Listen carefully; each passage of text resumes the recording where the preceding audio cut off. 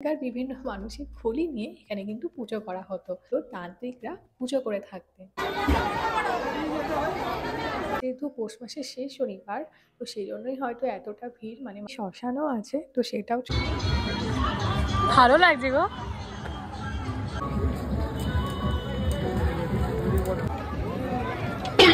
যাচ্ছি না আমরা এই যে বট গাছেও দেখতে পাচ্ছ, অনেকে কিন্তু ঢিল বেঁধে তাদের বিভিন্ন মানুষ।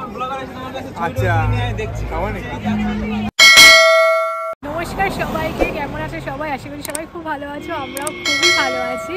আর আজকে আমরা যাচ্ছি, কোথায় যাচ্ছি? সাত ভাই কালীতলার মেলাতে। মেলাটা পুরো পৌষ মাস জুড়েই হয়, আর এটা হলো এই মাসের শেষ শনিবার, তো খুবই শুভ দিন এটা। হ্যাঁ, সেও না আজকেই যাচ্ছি, আর একটা মঙ্গলবার থাকছে না। হ্যাঁ, লাস্টে মঙ্গলবার আছে এখন একটা। হ্যাঁ, তো চলো যাই। মেলাটা কিন্তু পুরো পৌষ মাস জুড়েই হয়, তবে যেহেতু কালী মায়ের মন্দির, যার জন্য মায়ের দর্শনে মঙ্গল আর শনিবার কিন্তু সব থেকে বেশি ভিড় হয়। কি মারাত্মক জ্যামে এখান থেকে ভিড় শুরু হয়ে গেছে, বুঝতে পারছো কিরম জ্যাম সামনে।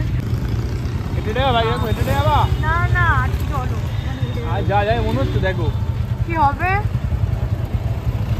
মাথা নষ্ট ভিড় একদম। এখান থেকে শুরু হয়ে গেছে মেলা। এখানে ফাঁকা জায়গা, একদম পুরো ফাঁকা জায়গা।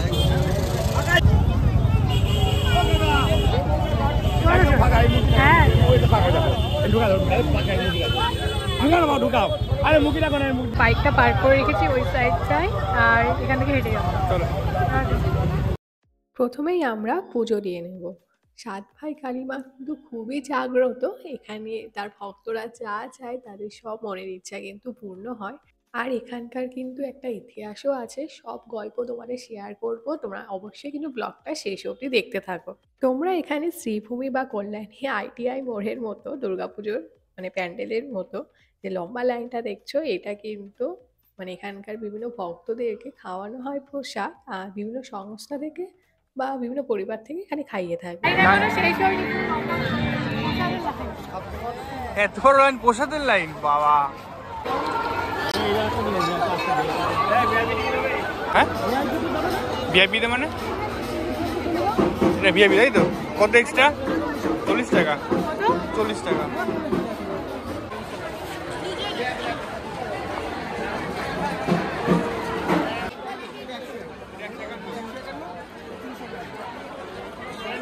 নাও না।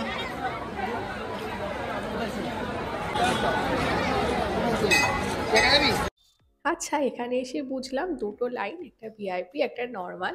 ভিআইপি লাইন নিতে হলে 40 টাকা এক্সট্রা দিতে হবে, কিন্তু যেহেতু এখানে সোমনাথের পরিচিত বন্ধু ছিল, তো সেই জন্য আমাদের লাগেনি, কিন্তু নর্মালি কিন্তু সবার লাগবে।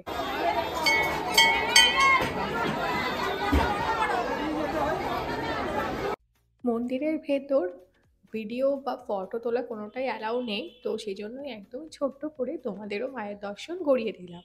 আগের বছর আমরা এসেছিলাম 31শে ডিসেম্বর পুজো দিতে, সেদিন ভিড়টা অনেকটাই কম ছিল।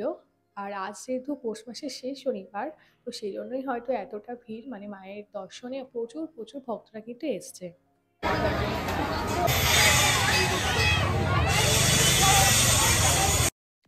আমাদের পুজো দেওয়া কমপ্লিট, এবার চলো তোমাদেরকে এখানকার মেলাটা একটু ঘুরিয়ে দেখায়।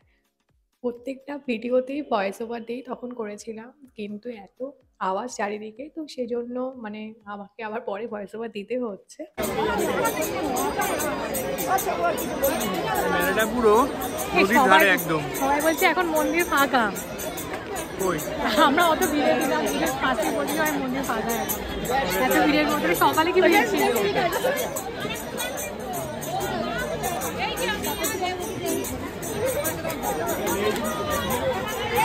নদী দেখা যাবে সামনে থেকে।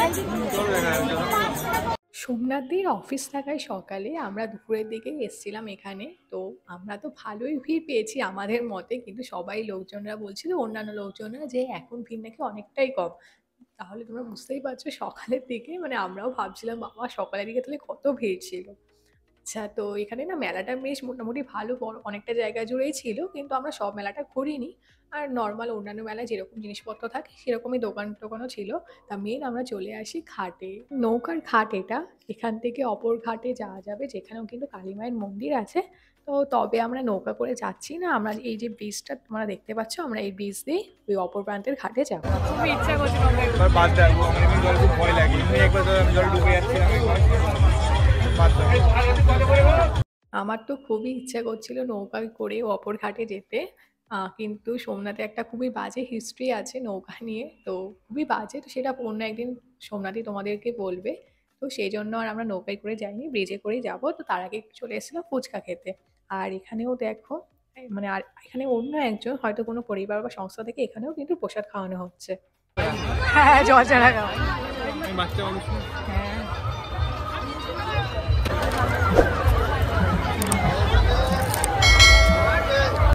আমরা চাটনি ফুচকাও নিয়ে নিয়েছিলাম, কিন্তু সোমনাথ চাটনি খাই না, তো সেই জন্য আমরা কিছু ফুচকাতে চাটনি নিয়ে নিই। তো সেটাই খুঁজছি যে কোনটাতে চাটনি আছে আর কোনটাতে চাটনি নেই। এবার এমনভাবেই দেওয়া হয়েছিল যে আর বোঝা যাচ্ছিল না নেওয়ার পর। তো আমরা ঠিকঠাকটাই পেয়েছিলাম, ও চাটনি ছাড়া আর আমি চাটনি দিয়ে।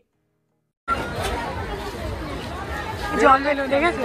হ্যাঁ, খেলেছি তো, মনে করে খেলতাম, এখানে বাজিয়ে দিতাম, বাড়ি মারতে হবে।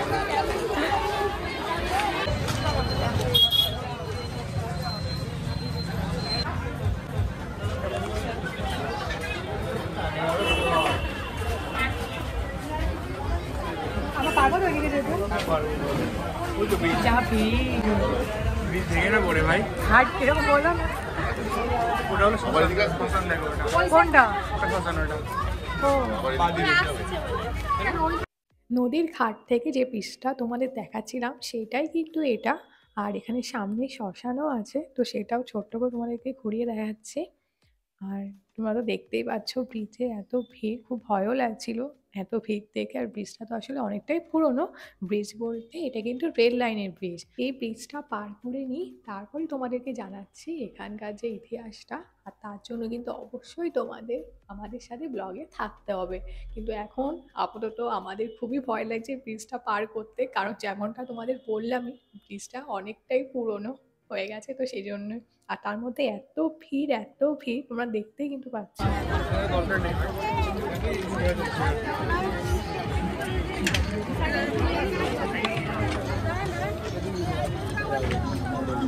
ওই পাশে যাবো কি করে? ওই মাঝখানে যেতে হবে। হ্যাঁ, ওই পাশে আসার জায়গা। চলো চলো চলো, আমি আছি, তুমি তুমি তোমারটা দেখো। ওরা থেকে হ্যাঁ হ্যাঁ, কোনটা সাবধান হবে?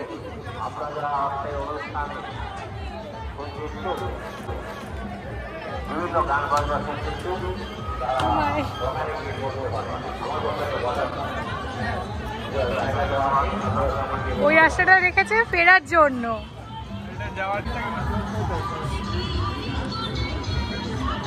ভালো লাগছে গো।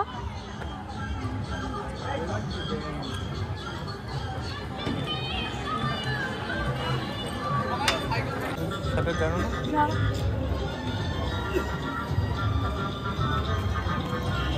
ওহো,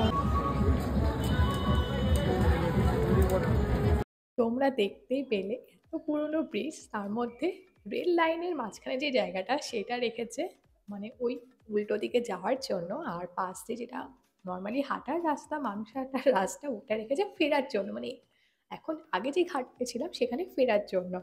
যাই হোক, খুবই ভয়ে ভয়ে, আর তবে ভালো লেগেছে সত্যি, অন্য একটা এক্সপিরিয়েন্স, কারণ এরকম কখনো মানে এইভাবে যাওয়া হয়নি আসলে। তো আমাদের কাছে একটা আলাদা রকমই এক্সপিরিয়েন্স ছিল। বাট এত মানুষের ভিড়, এত পুরোনো একটা ব্রিজ, তার সাথে আলাদা রকমের ভয়ও কাজ করছিল। আচ্ছা, আর এবার দেখো জাস্ট ভিড়টা, এখান থেকে আরেকবার তোমাদের দেখাচ্ছি, জাস্ট ভিড়টা দেখো। হ্যাঁ, পারো না।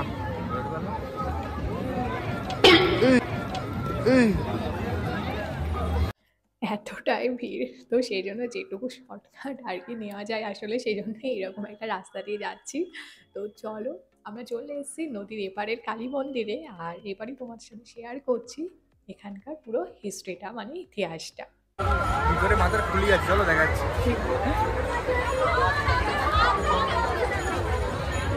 এখানেও পুজো দেওয়া যায়?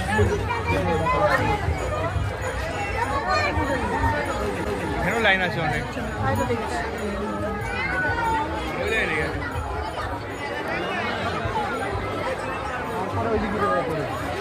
ইছামতি নদীর দু প্রান্তে দুটি কালীমায়ের মন্দির। আমরা এখন যে প্রান্তে আছি, শোনা কথা এখানে তান্ত্রিকরা তন্ত্র সাধনার মাধ্যমে কালীমায়ের পুজো করত। আর একটু আগে তো তোমাদের শ্মশান ঘাটটা দেখালামই, সেখানকার বিভিন্ন মানসিক খুলি নিয়ে এখানে কিন্তু পুজো করা হতো।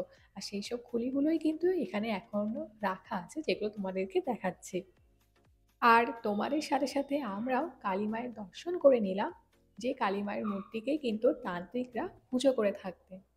আমি এখন যে ব্রিজটার উপর দাঁড়িয়ে, মানে রেল লাইন ব্রিজটার উপর দাঁড়িয়ে, এই ব্রিজটাই কিন্তু দুটো পার্কে এক করেছে। আর এই ব্রিজ বাদ দিয়ে যেমনটা তোমাদের দেখালাম, নৌকা করেই এপার থেকে ওপারে আসা যায়।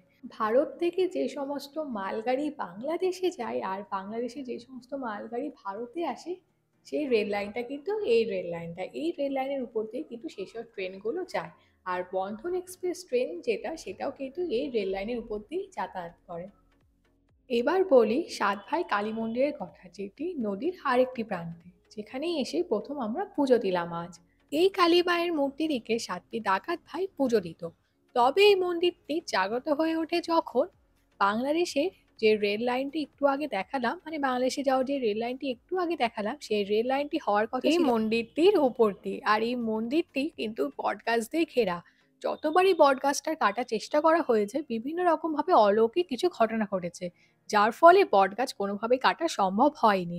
আর নদীর উল্টো দিকে কিন্তু বাংলাদেশের রেল লাইন অর্ধেক করাও, মানে এখনো রয়েছে। তবে যেহেতু বটগাছটা কাটা কোনোভাবেই সম্ভব হয়নি, তাই রেল লাইনের দিকটা পাল্টে ফেলা হয়। আর সেই রেল লাইনটাই কিন্তু একটু আগে আমরা তোমাদের যেটা দেখালাম, সেই রেল লাইন। তো মায়ের মন্দির সাত ভাই কালীতলা। তোমরা এখানে যে যা চাইবে সবারই মনের ইচ্ছা পূর্ণ হয়।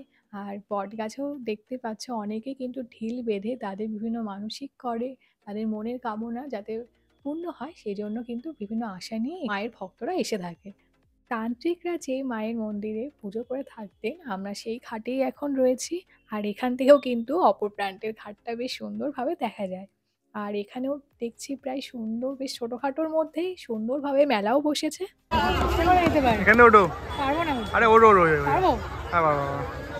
আরে না না না, আরে আড্ডা মারছি, চলো চলো। গোডাউন থেকে আগত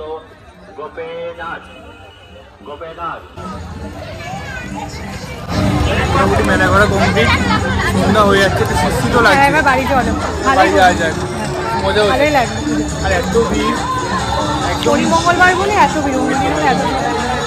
আগেরবার এসেছিলাম, শনি মঙ্গলবার দিন আসিনি, একদম ফাঁকা ছিল। একদমই ফাঁকা ছিল। আজকে হচ্ছে মেলাটা বেশি বড়, মেলাটা বেশি বেশি বড় লাগছে আরো। হ্যাঁ, আর দোকানপাটও বেশি আছে, হয়তো মঙ্গলবার। বাড়ি ফিরছিলাম আর ভাবলাম একেবারে কিছু নেবো না, কারণ মেলা ঘুরে দেখেছিলাম, সেরকম আমাদের কেনার মতো সেরকম কিছু ছিল না। তো ভাবলাম টুকটাক কিছু খাওয়ার জিনিসই কিনে নিই।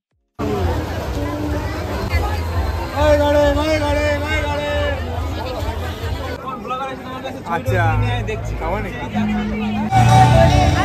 এবার আমরা যাচ্ছি বাইক আমাদের যেখানে পার্ক করা ছিল সেখানে। আর তো এবার বাড়ি চলে যাবো, আর ঘোরা টোরা নেই, পুরো মেলা ঘোরা শেষ। তো আজকে ব্লগটা এখানেই শেষ করছি। ব্লগটা ভালো লাগলে একটু ভালো লেগে থাকে ব্লগটা, তো অবশ্যই লাইক